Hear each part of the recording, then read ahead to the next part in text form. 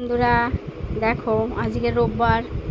আমাদের রোববারের দুপুরের মেনুটা এটা রাইস, এটা হয়েছে পেঁপে দিয়ে মুসুর ডাল, এটা হয়েছে ভোলা মাছ দিয়ে সর্ষে বাটা, এটা বানিয়েছি লোটে মাছ,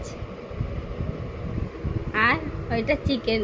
সব থেকে যেটা ভালো কথা, দেখো চিকেনের সঙ্গে আজকের দুটো মুরগির ঠ্যাং দিয়েছে মুরগি, কিন্তু মুরগির ঠ্যাং দুটো কিরকম তাকিয়ে তাকিয়ে আছে ডাব ডাব করে। নাও, আমার ছেলে আর আমার মেয়ে, ওরা দুই ভাই বোন, ওরা ঠ্যাং খেতে ভালোবাসে, তাই দুই ভাই বোন দুটো খেয়ে নেবে। দেখ না কেমন হয়েছে রান্নার কালারটা, দেখ না।